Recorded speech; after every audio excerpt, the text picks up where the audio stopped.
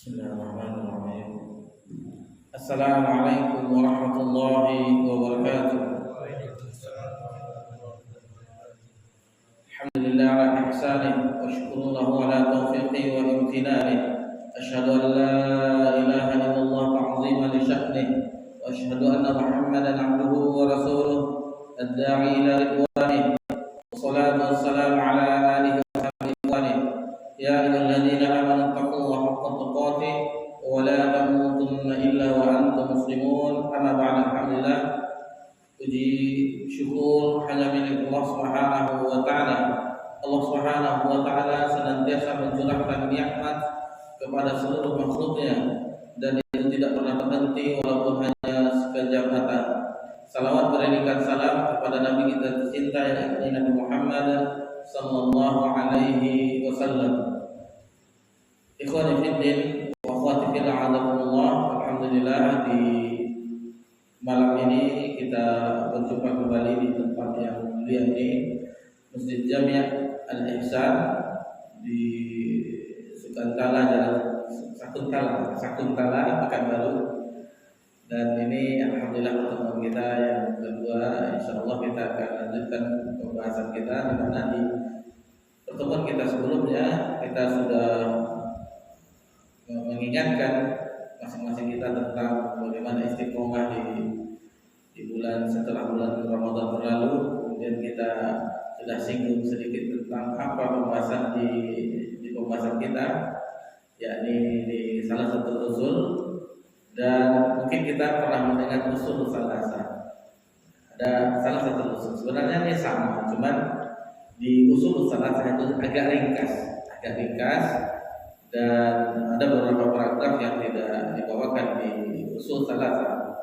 Biasanya sebagian masyayikh kita, yakni para ulama di kota Nabi, yang biasanya ketika beliau mengajarkan untuk untuk orang-orang pelajar, kemudian kepada orang-orang masyarakat umum, itu yang diajarkan usul salasa. Adapun salah satu usul itu agak ada beberapa paragraf yang ditambahkan apabila dibandingkan dengan usul salasa. Jadi itu bedanya sedikit saja. Ada beberapa pembahasan yang dihilangkan. Adapun yang kita bahas, apabila kita telah membahas salah satu usul, berarti insyaallah itu sudah termencakup usul salasa. Mungkin pernah dengar usul salasa, salah satu usul terbalik-balik. Hanya beda sebagian kalimat atau paragraf yang dihilangkan. Jadi usul salasa itu lebih ringkas dibandingkan salah satu usul. Itu bedanya. Jadi sebagaimana yang telah kita sebutkan, insyaallah itu kita membahas sesuatu yang sangat dasar di dalam agama kita, fondasi, usul. Namanya usul itu pokok dasar yang paling utama. Ini dasarnya. Ibarat bangunan ini fondasi yang bersemayam di dalam hati kita. Yakni yang pertama ma'rifatullah. Kemudian ma'rifatun Nabi, mengenal Nabi, maksudnya Nabi Muhammad SAW. Yang ketiga yaitu ma'rifatul Islam bil adillah, mengenal agama Islam dengan dalil-dalilnya. Ini yang akan kita bahas, sesuatu yang pokok yang harus wajib diketahui oleh setiap muslim dan muslimah. Lalu ini adalah 3 pertanyaan yang akan ditanyakan pertama kali di alam kubur. Coba kita renungkan sejenak. Soalnya sudah bocor, jawabannya sudah diberitahu, tapi banyak juga yang tidak lulus. Ibarat kita ujian di sekolah, universitas, di madrasah atau dimanapun, kalau ujian itu dirahasiakan. Apalagi ujian nasional, itu rahasia. Kalau zaman dulu kan masih manual, kalau sekarang sudah digital semua. Kalau dulu namanya UAN itu Eptanas, ujian Eptanas di zaman dahulu, zaman CBSA. Ini kan CBSA program, sekarang kurikulum apa lagi nggak tahu. Setiap berbeda pemerintahan berbeda nama kurikulum ini, intinya sama. Jadi ketika di yang lama itu soal itu rahasia di dokumen negara itu dari pusat. Nah, itu rahasia soalnya yang akan dikerjakan oleh pelajar. Sementara pertanyaan di alam kubur itu sudah dibocorkan, sudah diberitahukan juga jawabannya. Tapi banyak yang tidak lulus. Banyak yang tidak lulus.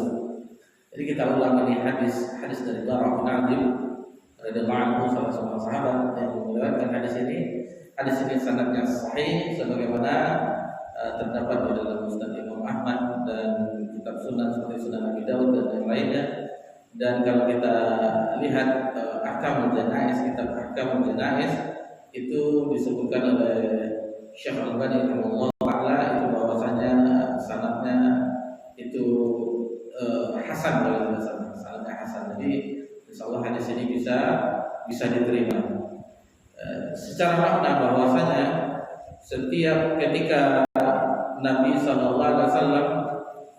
mengantarkan, menguburkan salah seorang jenazah orang Ansar, sahabat Ansar, Nabi SAW mengantar itu juga bersama sahabat yang lainnya. Lalu Nabi melihat ke langit, melihat ke arah yang kubur, melihat ke langit, melihat ke arah yang kubur. Lalu mengambil kayu, Nabi mengumpulnya ke tanah, hati kayu. Lalu Nabi bersabda, mohonlah kita perlindungan terhadap adab kubur. Nabi mengulanginya agar memohon perlindungan dari adab kubur. Disebutkan oleh perawi bahwasanya keadaan ketika itu hening. Jadi di perkuburan itu hening. Suasana duka. Coba kita lihat praktek kehidupan di zaman sekarang, orang mengantarkan jenazah masih bisa terawat. Pengalaman beberapa kali kita mengantarkan jenazah karena itu hak saudara kita. Meski kalau kerabat keluarga dekat itu otomatis sudah jelas. Jadi misalnya ada yang kita ketahui dari masyarakat kita yang meninggal fardhu kifayah. Jadi salah satu haknya yaitu diantarkan jenazahnya ke kuburan untuk dimakamkan. Setelah dilaksanakan fardhu kifayahnya yang lain, dimandikan, dikafani, disolatkan, lalu diantar. Itu masih juga bisa bercanda. Waktu beberapa hari yang lalu ketika kami mengantar baru sampai di sini. Sekarang sudah sampai di sini. Misalnya di Buka atau di apa kalau daerah Panam ya. Di sini mungkin daerah-daerah sini kita kurang tahu. Jadi heran orang yang mengantar. Masih juga bisa bercanda. Tenang saja lah. Nanti kalau ada tempatnya kita buang saja ke sini sambil ketawa-ketawa. Di kuburan yang mana Utsman bin Affan radhiyallahu anhu menangis ketika melewati kuburan. Ditanyakan kepada beliau, kenapa wahai Amirul Mukminin, diceritakan tentang akhirat, tidak setakut sebagaimana melewati kuburan. Lalu Utsman bin Affan radhiyallahu anhu menjawab bahwasanya ini adalah manzilah awal, kedudukan awal dari kedudukan akhirat. Kalau di alam kubur itu kita selamat, ujian-ujiannya bisa dijawab, itu alhamdulillah, itu kita seolah-olah berada di taman-tamannya surga. Sebaliknya kalau tidak bisa menjawab, itu seolah berada di lorong-lorong neraka. Nah, ini antara azab kubur dan nikmat kubur. Itu yang membuat Utsman takut sampai menangis. Ini awalnya, ini yang menentukan. Kalau sudah aman sampai ke akhirat. Kalau ini celaka, ya, akhirnya perjalanan yang sangat menyesatkan. Ikhwan fillah, a'adzakumullah. Kembali kita ke hadis Bara bin Azib. Nabi sallallahu alaihi wasallam menceritakan tentang keadaan orang sakaratul maut. Nazaknya. Jadi ada sakitnya, nazaknya ketika nyawa itu berpisah dari tubuh. Nabi sendiri mengatakan inna lil mauti sakarat. Sesungguhnya kematian itu ada sakaratul maut. Itu luar biasa sakitnya. Dan itu ujian juga bagi kita anak cucu Adam. Di situ iblis dan para tentaranya, setan-setan itu tetap mengganggu kita. bahkan dikeluarkannya kepiawaiannya agar menyesatkan kita semuanya anak manusia. Ini keadaan orang sakaratul maut. Nabi menggambarkan tentang keadaan orang yang beriman. Orang beriman didatangi oleh malaikat di arah kepalanya dan ruhnya itu mudah keluar. Ruhnya ibarat ceret itu ya, ceret keluar ditampung dengan gelas, teko, gelas seperti itu. Mudah keluar. Adapun nanti yang fajir, yang kafir itu kebalikannya nanti. Kita bawakan yang orang beriman. Setelah itu datanglah malaikat membawa kain kafan dari surga yang wanginya wangi semua. Di jenazahnya itu diambil, lalu dibungkus dengan kain kafan dengan aroma yang sangat wangi. Lalu diangkat dengan ruhnya tersebut ke atas. Setiap dilewati di tingkat-tingkat langit itu malaikat bertanya, ruh siapanya ini yang sangat wangi semerbak ini? Dikatakan si fulan bin fulan. Nah, jadi sudah ada kabar, lalu disampaikan ke langit ke-7. Allah Taala berfirman tentang keadaannya. Lalu dia membangun seorang yang beriman, beramal soleh. Lalu catatannya itu disimpan, namanya Eliyin, tempat penyimpanan catatan kebaikan, namanya Eliyin. Lalu dikembalikan ruh tersebut ke jasadnya. Ini yang ada hadis yang lain bahwasanya 7 langkah. Di lain yang lain 7 langkah. Ketika orang yang mengantarkan jenazah tersebut itu ditanyalah yang si mayat tadi yang di dalam kubur. Di riwayat yang lain bahwasanya jenazah itu diiringi oleh 3, keluarganya, hartanya, amalnya. 2 kembali. Meskipun itu istrinya ini tidak bakal mau masuk ke dalam kubur. Paling orang sudah pergi menangis sebentar, berdoa. Tidak berapa lama itu pulang. Hartanya seperti ada di bawah mobilnya, misalnya kendaraannya itu dibawa pulang. Mungkin mobilnya ditinggal di situ. Itu 2 kembali. Adapun yang tetap menemaninya adalah amal saleh yang tetap menemani jenazah. Jadi harus kita perhatikan amal saleh kita, karena itulah yang setia menemani kita sampai alam kubur, sampai kita dibangkitkan, sampai kita dihisab. Itu yang setia menemani kita. Jadi ketika kembali dari roh itu ke jasad, maka datanglah malaikat mungkar dan nakir untuk menanyakan perihal yang insyaallah yang akan kita pelajari. Man rabbuk? Siapa engkau? Kemudian ma dinuk? Apa agamamu? Kemudian man nabiyyuk? Siapa nabi? Diriwayatkan saya siapa yang diutus kepadamu. Jadi orang yang beriman itu akan menjawab di alam kubur, Allah mudahkan, Rob adalah Allah. Kemudian agama adalah Islam, dan kami yang diutus adalah Muhammad SAW. Nah, jadi ini ada orang beriman. Lalu datang seorang yang rupawan, yang bagus, rupawan yang menawan, dengan pakaian yang bersih, datang. Lalu ditanya oleh mayat ini, siapakah engkau? Aku ini adalah amal soleh. Jadi amal soleh yang rupawan. Tapi kita tinggalkan yang ini. Namun di akhir hadis itu disebutkan dimintakan berdoa mayat ini akan disegerakan kiamat, karena dia akan mengetahui keadaannya di akhirat. Allah akan meridhoinya dan memasukkan. Jadi kita ya Allah kami sholat, ya Allah tegakkanlah hari kiamat agar mendapatkan apa yang Allah janjikan, yaitu berbuat surga yang penuh kenikmatan. Adapun orang yang fajir, orang yang berdosa, orang yang durhaka, atau orang yang kafir, orang yang mengingkari apa yang telah dibawa oleh Nabi Sallallahu Alaihi Wasallam, yang tidak mau beriman apa yang dibawa oleh Nabi Sallallahu Alaihi Wasallam, itu susah ketika sakaratul maut, sampai dipukul dan sampai tercabik-cabik. Ibarat suatu hal kulit atau apa yang ada pakunya lalu digentakkan, atau seperti kain yang kita mencuci kain ketika apa namanya memeras, airnya itu kan bercecer-cecer. Seperti itu. Padahal orang beriman tadi seperti dari ceret atau teko yang dikeluarkan air.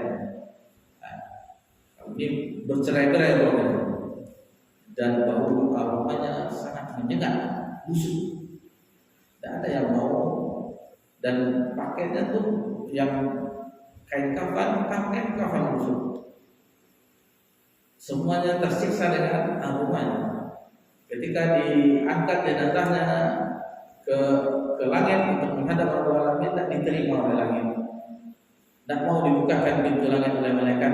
Pintu langit pertama kedua tidak mau. Yang pertama saja tidak bisa dibuka, lagi yang kedua. Lalu karena keadaannya baunya menyengat dan seterusnya, jenazah siapa ini, ruh siapa ini, fulan. Disebutkan juga fulan. Maka Allah Tabaraka wa Ta'ala berfirman bahwasanya orang ini itu bukan ruhnya, catatan amalnya itu disimpan namanya sijil, catatan keburukan namanya sijil. Ya tadi ilmiyin, yang ini ilmiyun kata kita di Al-Quran kan, yang ini sijil atau sijilan, sijil.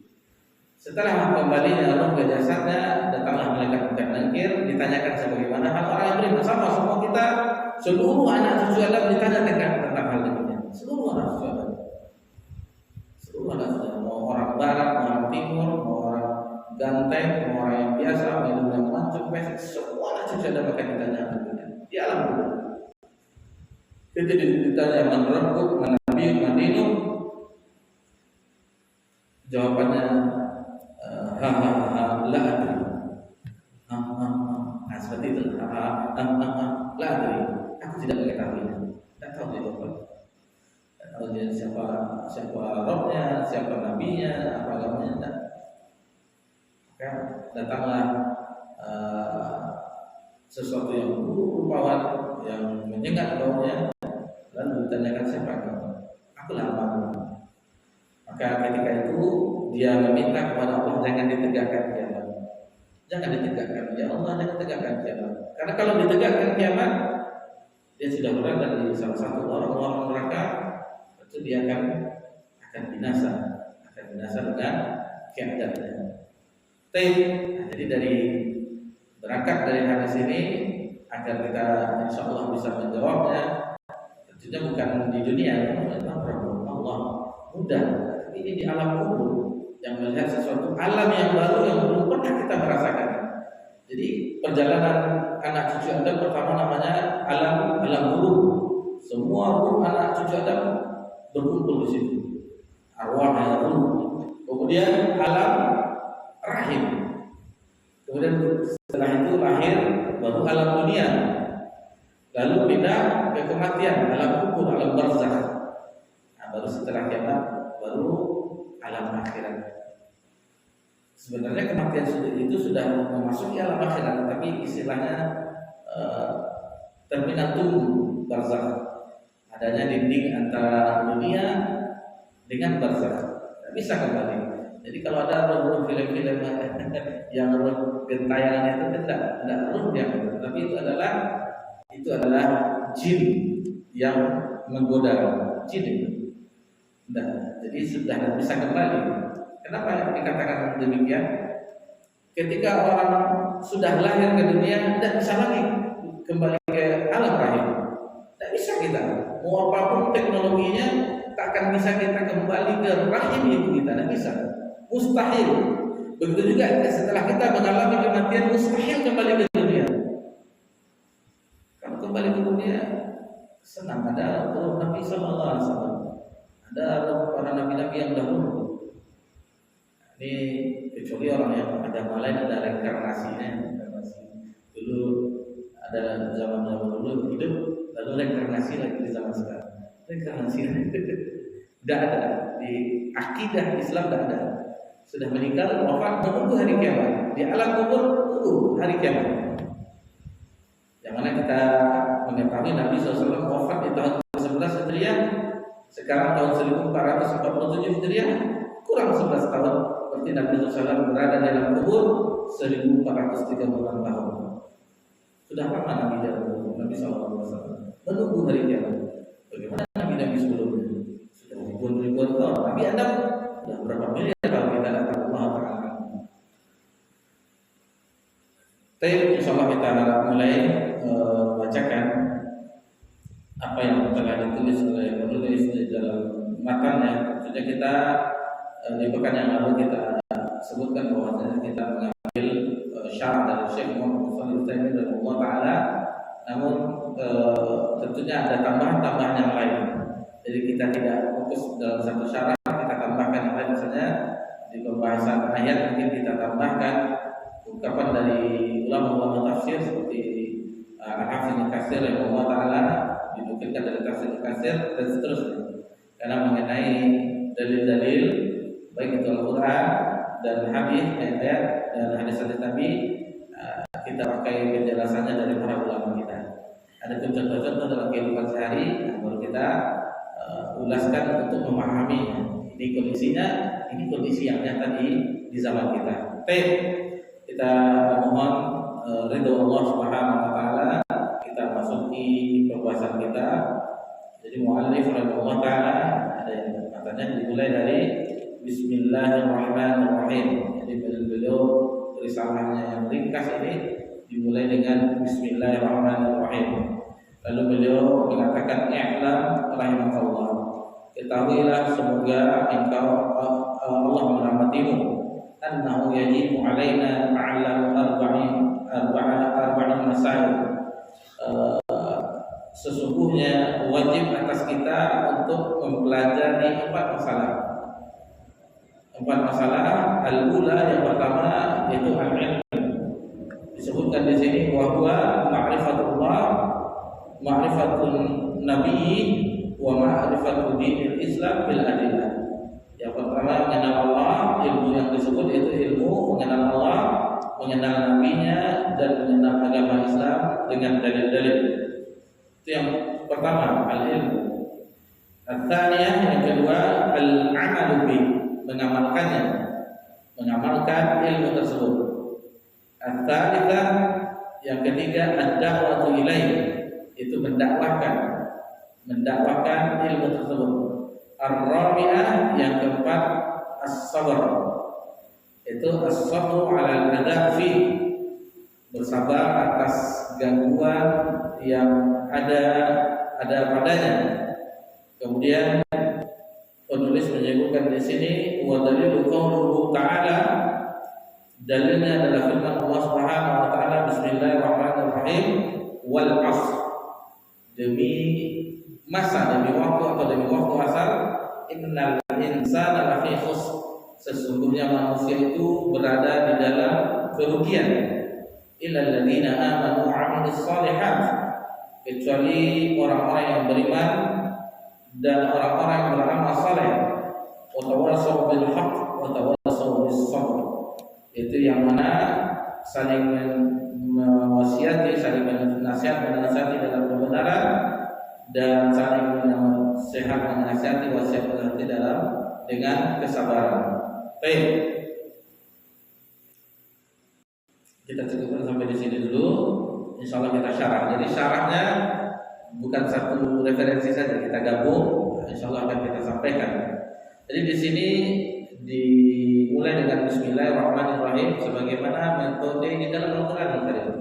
Di dalam Al-Quran Karim setiap awal surat itu kita perhatikan mushaf itu dimulai dengan Bismillahirrahmanirrahim. Surah Al-Fatihah, Surah Al-Baqarah, Surah Alif Lam Mim, Al-Imran, An-Nisa dan seterusnya sampai Anas itu dimulai dengan Bismillahirrahmanirrahim. Ada satu surah yang tidak dimulai dengan Bismillahirrahmanirrahim. Itu setelah Surah Al-Anfal, namanya Surah At-Taubah. Itu tidak dimulai dengan Bismillahirrahmanirrahim. Hanya satu surat saja. Sementara surat yang lain 113 surat yang lainnya, karena surat di dalam Al-Quran 114 surat. Yang satu tidak dimulai dengan Bismillahirrahmanirrahim. Kenapa? Dijelaskan oleh ulama, karena dengan nama Allah yang Maha Pengasih lagi Maha Penyayang, yang kita ketahui terjemahannya. Sementara di dalam surah At-Taubah itu bara'atu minallah, berlepas diri terhadap keadaan orang kafir. Di situ ada jelaskan tentang bagaimana peperangan dan seterusnya. Nah, itu makanya sudah berlepas Allah dan Rasulnya, tentu tidak ada kasih sayang lagi. Nah, itu yang pertama. Yang kedua, bahwasanya surat At-Taubah dengan surat Al-Anfal itu sebenarnya satu surat. Ini penjelasan utamanya. Sebenarnya satu surat, tapi karena ada riwayat bahwasanya ini perbedaan surat, isinya sama, maka itu dilanjutkan, tidak ditulis Bismillahirrahmanirrahim. Itu yang pertama. Adapun berbeda ya, kita sedikit tambah-tambah supaya lebih luas pengetahuan kita tentang Bismillahirrahmanirrahim. Berbeda ulama, ada yang mengatakan itu termasuk dalam surah Al-Fatihah, ada yang mengatakan tidak. Ini perbedaan ulama, ada yang mengatakan itu masuk dalam surah Al-Fatihah, karena ada dalil-dalilnya. Sebenarnya ada dalilnya bahwasanya itu adalah 7 ayat yang diulang-ulang. Itu 7 ayat yang diulang. Berarti ini menguatkan itu termasuk dalam surah Al-Fatihah.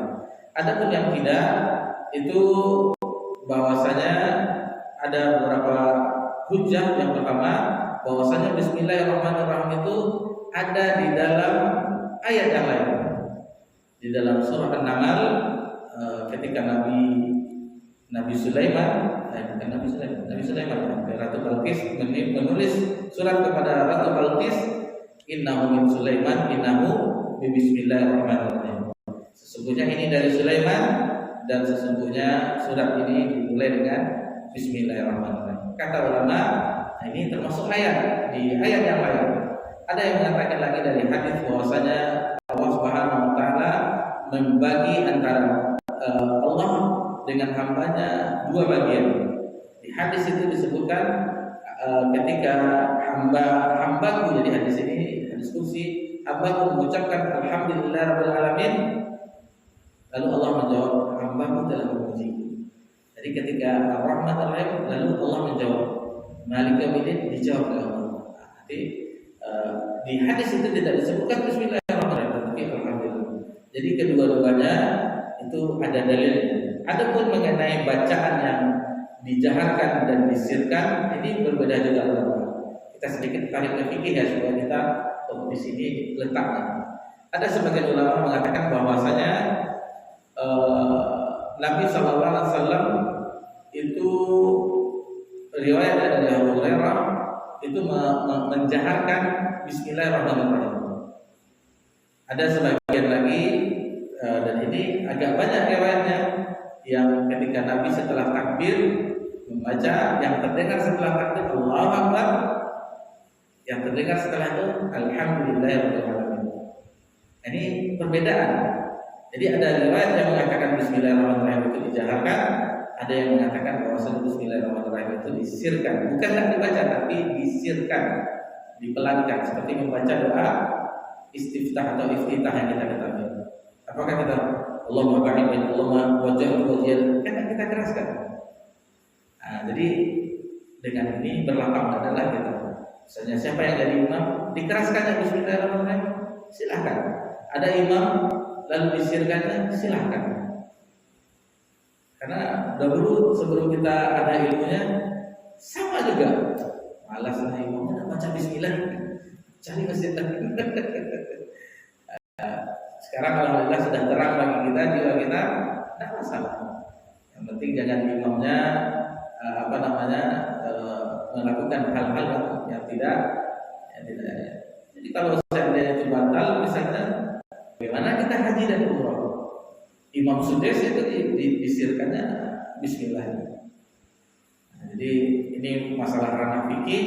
Kata ulama, fikih itu biasa berbeda pendapat.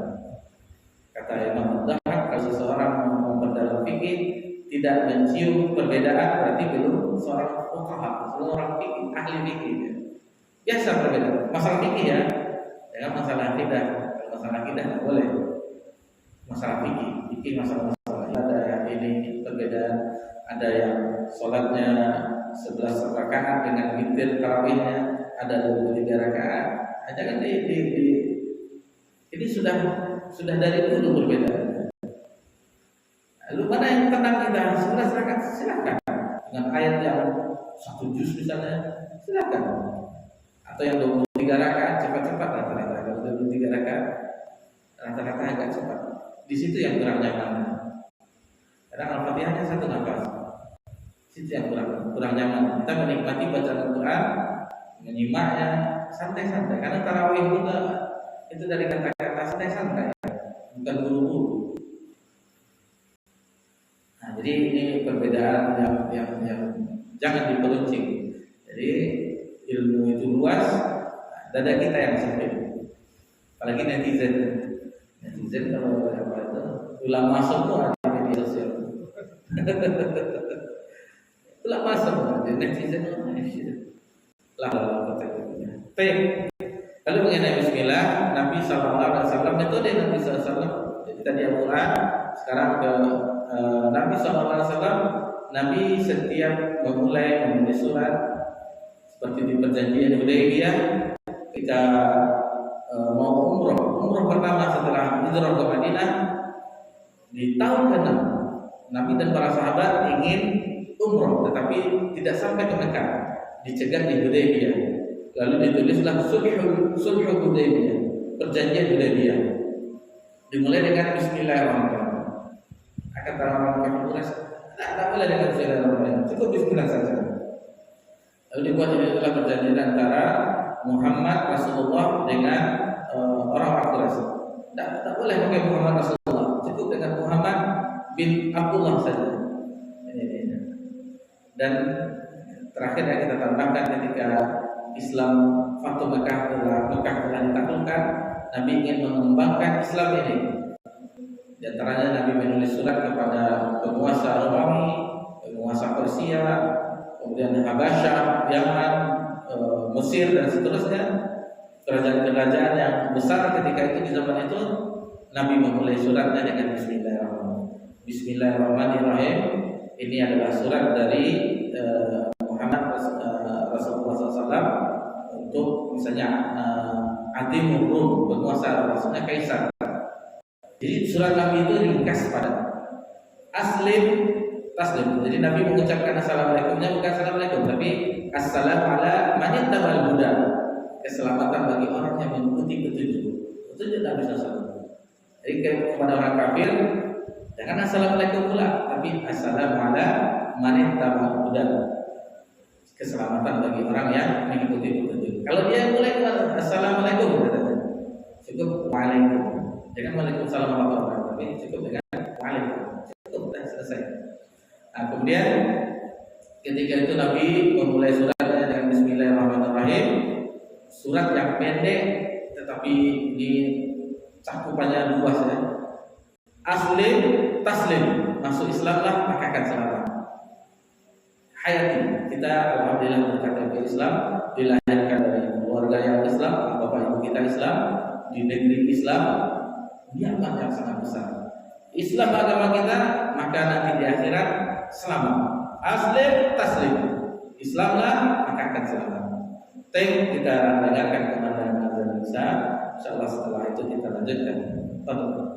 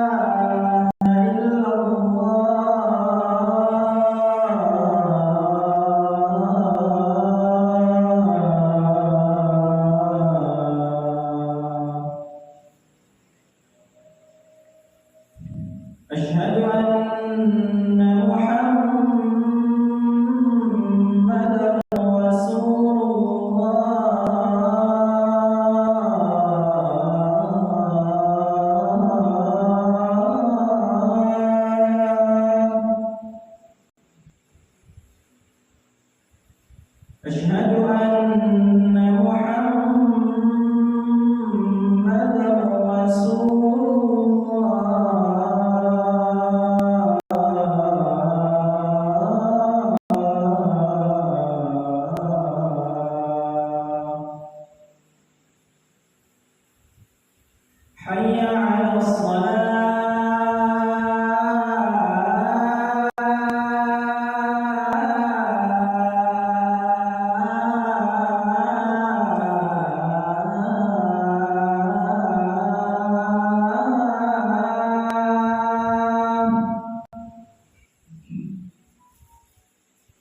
حي على الصلاة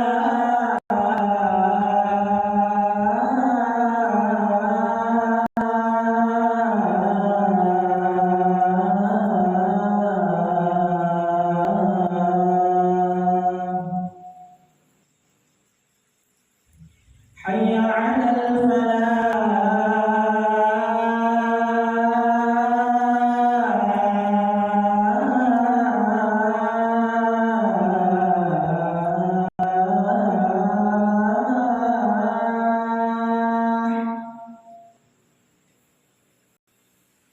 حي على الفلاح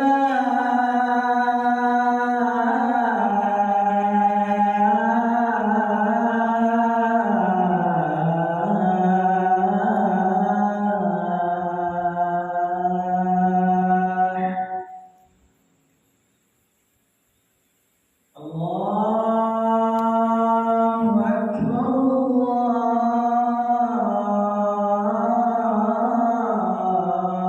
الله أكبر لا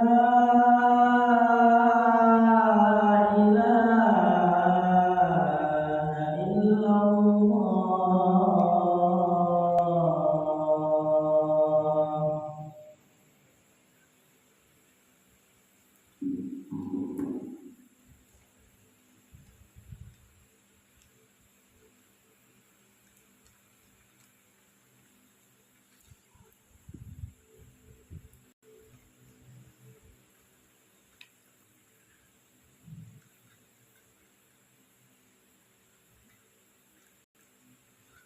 Alhamdulillah wassalatu wassalamu ala Rasulillah wa ba'd. Kita lanjutkan sampai di kumandangkannya azan Isya beberapa menit depan insyaallah. Masih di pembahasan Bismillahirrahmanirrahim sebagaimana kita sebutkan tadi agar lebih memahami kita tentang Bismillahirrahmanirrahim. Keutamaannya tentu banyak sekali tentang Bismillahirrahmanirrahim. Kalau ingin lebih luas bagi bapak-bapak, ibu atau ikhwan fillah azakumullah, itu bisa dilihat tafsir. Seperti tafsir Katsir itu bisa dilihat bagaimana tentang pembahasan Bismillahirrahmanirrahim. Ada satu hadis yang menyebutkan bahwasanya Nabi sallallahu alaihi wasallam bersabda, "Kullu amrin tibalin la yubda'u fihi bismillah fahuwa batal." Jadi setiap perkara yang apabila itu tidak dimulai dengan mengucapkan bismillah, memulainya dengan bismillah, dengan nama Allah, fahuwa batal, maka dia akan terputus. Maksudnya terputus dari keberkahan. Terputus, tidak diikut sertakannya Allah Subhanahu wa taala. Perhatikan di situ bismillah. Jadi kalau dikembangkan bertambah luas lagi. Bismillahirrahmanirrahim, bismillah dengan nama Allah. Jadi setiap apa yang kita lakukan, misalnya kita ingin menulis sesuatu pekerjaan biasa, bismillah dengan nama Allah, lalu di situ akan ada suatu pelajaran tauhid di situ, bahwasanya kita memulai pekerjaan kita, tulisan kita ini dengan bismillah, dengan nama Allah, bukan nama yang lain. Hanya dengan nama Allah kita memulai. Paham ya? Kita tulis bismillah. Kita mulai dengan nama Allah, bukan nama selain Allah. Kita mengharapkan keberkahan dari Allah Subhanahu wa taala. Jadi kalau diperdalam tentunya dari tauhidnya lebih luas lagi. Lalu apa saja keutamaan yang ada di dalam bismillah ini? Tentunya yang pertama itu segala hal yang kita lakukan kita ucapkan bismillah. Di antara contohnya misalnya keluar rumah, diajarkanlah Nabi kita tercinta dengan mengucapkan bismillah. Bismillahirrahmanirrahim. Allahu la haula wala quwwata illa billah. Dengan bismillah. Lalu makan minum dengan bismillah. Mengucapkan bismillah, makan minum, masuk ke masjid bismillah. Allahumma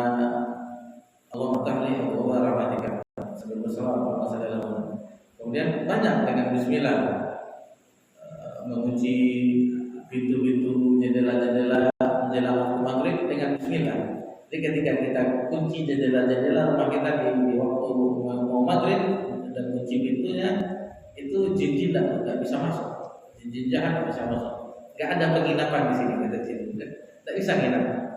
Misalnya kita tutup wadah-wadah kita dengan Bismillah, itu insya Allah tidak akan ada misalnya wabah-wabah penyakit yang turun karena ditutup dengan Bismillah. Dan banyak lagi hal-hal yang baik dengan Bismillah, banyak sekali dalil-dalil menjelaskan tentang dimulai dengan Bismillah, menyembelih yang sah dengan tidak sah dengan Bismillah.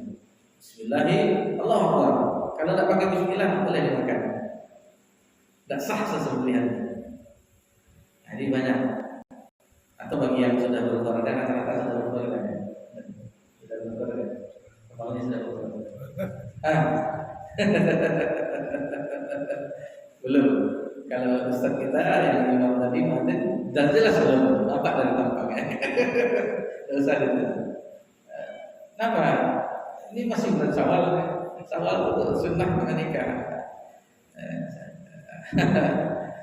Jangan lama-lama. Nanti bagi yang sudah nanti tambah ada. Habis stoknya nanti. Usahakan ya. Tapi dah bekerja atau kuliah. Bekerja, apalagi ini tentu datang ada yang tahu identitasnya, alamat rumahnya, datangi. Assalamualaikum, salam. Siapa? Saya Pak, ini anak ini nama pelan. Silakan masuk. Dia ragu awalnya, tapi karena kita datangnya nama pertama, tidak mungkin orang mungkin masuk silakan. Lalu lihat, ada apa gerangan? Pasti ditanya ini, ada apa ini. Itu udah poin saja. Begini saya mendengar Bapak punya anak gadis. Alhamdulillah sudah selesai mondok misalnya atau sudah selesai kuliah dan seterusnya ini. Terus terang. Jadi bagaimana Pak? Mungkin saya lancang ngomong sebelumnya Pak. Saya melamar anak putri Pak. Berani praktek kan? Jangan lupa diundang ya. Kita makan dari mana? Kayak lain saja. Jadi ada suatu amalan ya, ketika mendatangi istri ya, mengucapkan Bismillah. Bismillah lalu berdoa, Allahumma jannibna syaitan wa razaqna. Jadi kalau itu diucapkan ketika mendatangi istri, mengucapkan Bismillah lalu berdoa yang tadi kata Nabi SAW di akhir hadis itu, seandainya dari mesra-mesra tersebut membuahkan bayi, misalnya hamil istrinya, maka bayi tersebut tidak akan diganggu oleh syaitan sampai dia lahir, sampai dia tumbuh kembang. Itu makanya orang-orang tua kita dahulu kalau ada anak-anak yang agak bandel ya, bahasa tanda kutip, bahasa kitanya karengkang. Ini anak baca Bismillah ya. ini intermezzo saja supaya tak tegang. Di Bismillah ya, sama dengan Bismillah. Ada satu yang tidak ada nampak orang mengucapkan Bismillah. Ada satu amalan, satu pekerjaan. Itu ketika orang merokok, tidak ada nampak masalah. Bismillah, tidak ada nampak. Sudah yang dihisapnya mengandung racun, membakar uang. Beli rokok mahal sekarang, 40.000 sekian. Kalau dikumpulkan bisa ibadah kurban. Mungkin bukan kurban sepertujuh bagi tujuh, bisa 1 ekor sapi makan. Kalau nominalnya demikian harga rokok.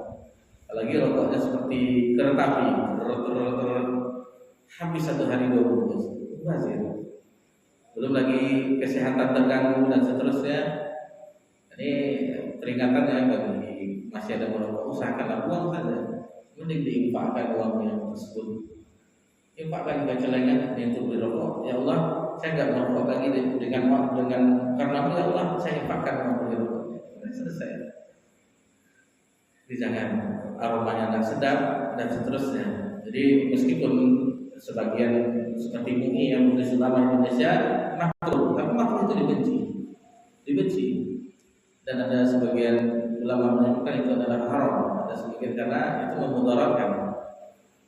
Nah, minimal makruh, dibenci. Nah, mungkin kita mengamalkan sesuatu yang dibenci oleh Allah. Allah nggak suka.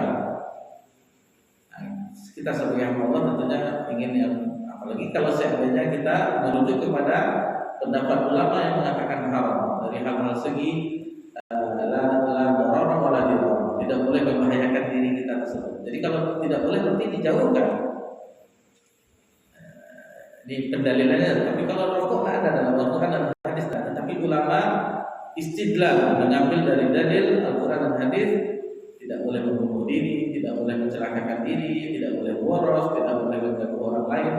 Cobalah kita di tempat publik ya, tempat umum, merokok kita marah orang, kipas-kipasnya itu akan mengganggu orang.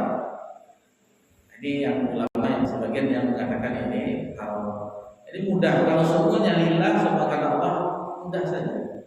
Tidak akan dibeli rokok dan dihisap, lalu uangnya diinfakkan, disumbangkan. Tapi insya Allah di sini tidak ada ya. Mudah-mudahan ada. Jadi kalau di rumah tidak ada.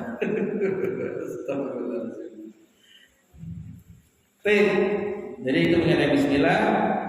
Jadi masih banyak pembahasannya. Di situ Allah menyebutkan tentang diantara nama-namanya yang husna dan sifat-sifatnya yang mulia. Nama-namanya yang maha indah dan sifat-sifatnya yang maha tinggi. Allah lafaz jalaluhu itu ismun azim, nama yang sangat besar. Tentunya hanya khusus bagi Allah. Itu juga Ar-Rahman, Ar-Rahim, itu salah satu nama Allah, Ar-Rahman, Ar-Rahim dan sifat Allah. Jadi untuk Ar-Rahman itu tidak boleh diberikan kepada selain Allah, khusus Allah. Ataupun Ar-Rahim itu boleh kepada selain Allah. Itu harus dibedakan. Ar-Rahman itu khusus bagi Allah. Jadi kalau ada nama orang Rahman harus ada takbir sebelumnya. Abdul Rahman, Abdullah, Abdul Rahman. Isman, dua nama Alhamdulillah yang paling dicintai oleh Allah adalah Abdullah dan Abdul Rahman. Anda siapa? Abdullah. Abdullah, Masya Allah. Abdullah. Ta'ala, Abdullah. Ta'ala. Sini lah dulu. Salam ulama salam. Abdullah namanya. Nama yang paling dicintai adalah Abdullah. Barakallahu fiik. Ini ada THR dari Ustaz. Masih bulan Syawal. Ada rezeki Abdullah. Barakallahu fiik. Karena beliau yang istimewa. Seorang anak kecil dibiasakan di masjid. Seharusnya main-main di rumah, ini dan seterusnya dibawa ke masjid. Dan sangat susah kita memperhatikan generasi muda di masjid. Saya umur SMA, kuliah, SMP, jarang. Yang banyak itu cabang mati, yang sudah pensiun, yang sudah ubanan. Semua masjid yang kita jumpai rata-rata orang tua sudah pensiun, yang sudah itu yang banyak. Ada pemudanya kemana? Entah sibuk kopi-kopi, entah sibuk dengan tugas kuliah atau lainnya, kita tidak tahu. Allah Ta'ala alam. Tapi ini dengan Bismillah. Jadi kita usahakan semuanya mengucapkan Bismillah agar kita mendapatkan keberkahan dari aktivitas kita tersebut. Jadi mohon berkah kepada Allah dengan namanya, maka kita beraktivitas apapun kita lakukan, begitu makan, minum, berolahraga dan seterusnya. Karena waktu yang membatasi, jadi pembahasan kita baru Bismillah. Itu pun secara ringkas. Insya Allah kita akan berjumpa kembali di bulan depan ya, karena jadwal kita Senin pekan pertama dan pekan kedua. Mungkin yang selanjutnya ada guru-guru kita yang lainnya sudah mulai selain hari Senin, kami sudah Ustaz Sujati hari Ahad pagi. Ustaz Abu Ibrahim. Masya Allah. Alhamdulillah, mudah-mudahan semuanya dimudahkan untuk hadir di taman-taman surga, meskipun mungkin sudah pernah mendengar bahasanya, untuk memurojaah kembali minimal dan mendapatkan keutamaan